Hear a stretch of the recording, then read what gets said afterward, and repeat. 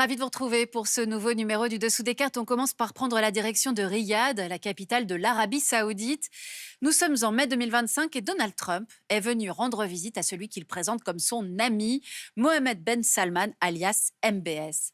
L'Arabie Saoudite s'impose année après année comme un acteur clé du Moyen-Orient. Par sa taille, sa place sur la carte, par ses ressources en hydrocarbures, le pays sous la houlette de MBS s'est aussi envoyé des signaux de modernisation d'une société hier jugée très conservatrice et archaïque. MBS rêve, vous allez voir, de détrôner Dubaï et le Qatar en termes de développement urbanistique, touristique et de soft power. On pense aux compétitions sportives notamment, mais aussi de prendre le leadership d'une région en crise. MBS qui réussit à faire passer au second plan ses atteintes aux droits de l'homme, qui se place désormais sous le parapluie nucléaire pakistanais afin de ne plus dépendre uniquement de l'Amérique de Trump. MBS de l'art de se placer au centre, on voit ça avec nos cartes. Située au cœur du Moyen-Orient, entre la mer Rouge et le golfe arabo-persique, l'Arabie saoudite est un territoire d'environ 2 millions de kilomètres carrés, presque entièrement désertique. Ces 32 millions d'habitants se concentrent pour moitié dans les 5 plus grandes villes du pays, Riyad, la capitale, Jeddah, principal port du pays, La Mecque et Médine, les 2 villes saintes de l'islam, et Dammam, dans la région pétrolifère. La Mecque, lieu de naissance présumé du prophète Mahomet, est un lieu de pèlerinage pour les musulmans de toute confession. Près de 2 millions de pèlerins s'y rendent chaque année pour le Hajj. Le tourisme religieux dans son ensemble rapporterait au royaume l'équivalent de 20 milliards d'euros, la deuxième source de revenus du pays. Car la première ressource de l'Arabie saoudite, c'est bien sûr le pétrole. Elle est actuellement le deuxième producteur mondial et premier exportateur, avec plus de 7 millions de barils par jour. Historiquement, l'or noir a fondé les relations entre l'Arabie saoudite et les États-Unis, lorsqu'en février 1945, le roi Abdelaziz Al Saoud, fondateur du royaume qui porte son nom, a signé avec le président Roosevelt le pacte du Quincy. Ce pacte assure l'accès des États-Unis au pétrole saoudien en échange de la protection militaire américaine du royaume. Dépendance totale au pétrole et influence des conservateurs religieux, voilà les deux emprises dont le prince héritier, Mohammed Ben Salman, entend se défaire progressivement. MBS est l'un des 500 petits-enfants du roi Abdelaziz Al Saoud. En 2015, alors qu'il a 30 ans, il est nommé ministre de la Défense par son père, le roi Salman, mais il prend rapidement les rênes du pays en évinçant ses rivaux au sein de la dynastie. En 2017, au prétexte d'une campagne anticorruption, 400 oligarques sont ainsi arrêtés au Ritz-Carlton de Riyad. Parmi eux, le milliardaire Al-Walid Ben Talal. Ce cousin de MBS avait en charge la construction de la fameuse tour Jeddah, qui devait être la première au monde à dépasser 1 kilomètre de hauteur et dont les travaux ont donc été interrompus pendant 6 ans. Alors voyons maintenant l'Arabie à laquelle rêve MBS, avec d'abord Vision saoudienne 2030, le plan de modernisation du pays présenté en 2016 et qui prévoit l'investissement dans les nouvelles technologies et la création d'une société nationale d'armement. Autre projet, la modernisation des ports de Jeddah et de Jizan pour concurrencer le port de Dubaï. Ou encore la construction d'une ville futuriste, Neom, en plein désert, dont le chantier en cours est réputé comme le plus grand au monde. Inspiré par sa rivale Dubaï, MBS entend également développer une véritable industrie du tourisme. Alors arrêtons-nous sur le projet Alula. Oasis de la province de Médine, Alula, c'est le berceau de plusieurs civilisations antiques, notamment les Nabatéens.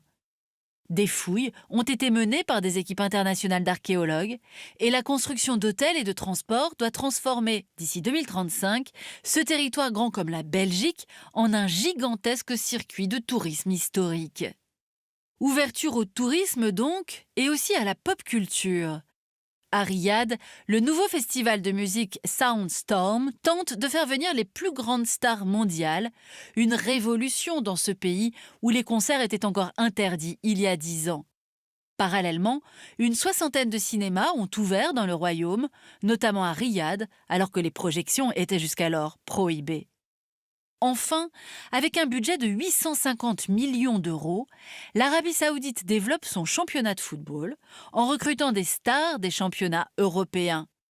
La FIFA a d'ailleurs décidé d'organiser la Coupe du Monde 2034 en Arabie saoudite, entraînant là encore des projets de stades titanesques. Enfin, sur le plan des mœurs, depuis 2018, les femmes sont autorisées à conduire.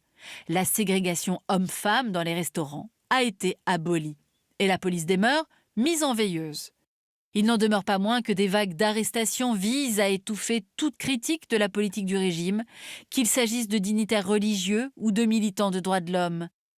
Salma Al-Sheab, une étudiante de l'université de Leeds en Angleterre, a ainsi passé 4 années en prison pour avoir partagé des messages en faveur des droits des femmes. Rappelons enfin qu'en 2024, au moins 345 condamnations à mort ont été exécutées, selon Amnesty International. Alors qu'il se rêve le destin d'un monarque éclairé, MBS, on l'aura compris, cache en fait une main de fer. Le 2 octobre 2018, rappelez-vous, le journaliste Jamal Khashoggi, très critique vis-à-vis de MBS, est assassiné au sein du consulat saoudien d'Istanbul. Alors comment MBS est-il parvenu à surmonter ce scandale jusqu'à s'imposer au cœur de la diplomatie mondiale? C'est ce qu'on va voir maintenant. Rappelons d'abord que l'Arabie saoudite sunnite et l'Iran chiite polarisent les deux branches principales et rivales de l'islam au Moyen-Orient. Une divergence religieuse qui a été le ferment de plusieurs crises entre les deux pays. Ainsi, en mars 2015, alors qu'il vient d'être nommé ministre de la Défense, MBS engage son pays dans une guerre au Yémen pour contrer la rébellion des Houthis. Ce mouvement hostile à la famille royale saoudienne est alors soutenu militairement par l'Iran. Les tensions entre les deux pays s'aggravent encore lorsque Riyad soutient la politique de pression maximale du président Trump pour empêcher l'Iran de se doter de l'arme atomique. En 2019, les infrastructures pétrolières d'Abqaiq et de Kouraïs sont attaquées par des drones et MBS accuse le pouvoir iranien d'en être le commanditaire. L'autre rival régional de l'Arabie saoudite, c'est le Qatar. La création de la chaîne qatari Al Jazeera en 1996, où pouvaient notamment être tenus des propos critiques vis-à-vis du pouvoir saoudien, attise les tensions entre les deux pays. Le Qatar déplaît également à Riyad du fait de sa proximité avec le rival iranien, dont il finance certains alliés, notamment les dirigeants du Hamas palestinien. Par ailleurs, suite au printemps arabe, le Qatar soutient le nouveau président élu en Égypte, Mohamed Morsi, figure des Frères musulmans, une organisation interdite et même considérée comme terroriste par l'Arabie saoudite. L'Arabie saoudite, elle, appuie l'armée du maréchal Sissi, qui reprend le pouvoir par un coup d'État en 2013. En 2017, MBS et ses alliés du Golfe vont jusqu'à imposer un blocus aérien et terrestre à l'encontre du Qatar pour forcer Doha à s'aligner sur les positions saoudiennes.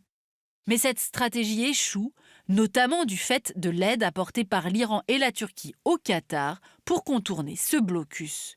Mais MBS va tirer les leçons de ces revers. Il renoue d'abord ses relations diplomatiques avec Doha. MBS et Tamim Ben Hamad Al Thani s'affichent ensemble en décembre 2022 lors de la Coupe du monde de foot organisée au Qatar. Ce sont aussi ses relations avec Israël que MBS a voulu normaliser. En 2018, MBS affirme le droit d'Israël à disposer de son propre territoire, malgré les résistances de l'establishment religieux saoudien.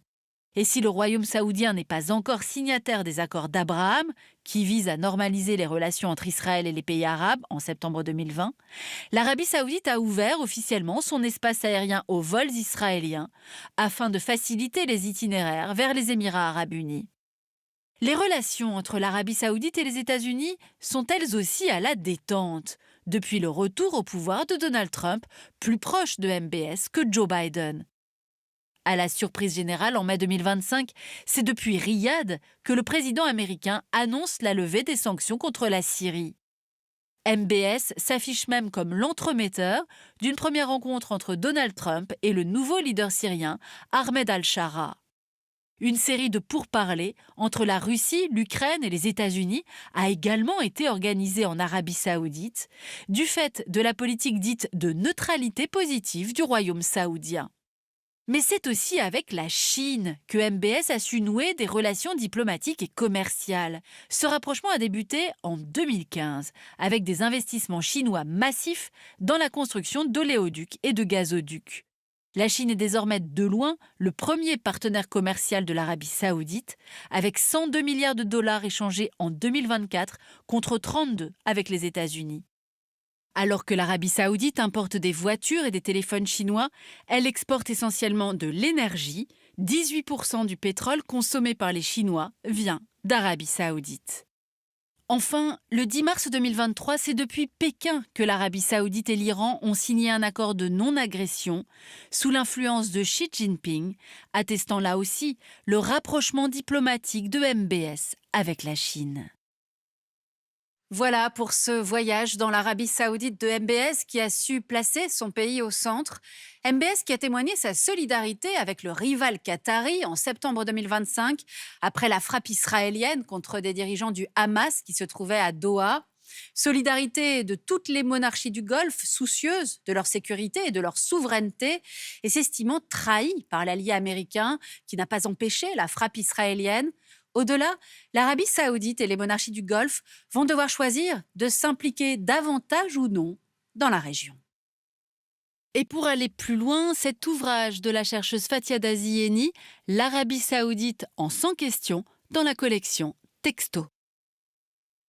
Ainsi s'achève ce nouveau numéro du Dessous des cartes. Rendez-vous bien sûr la semaine prochaine, même endroit, même heure.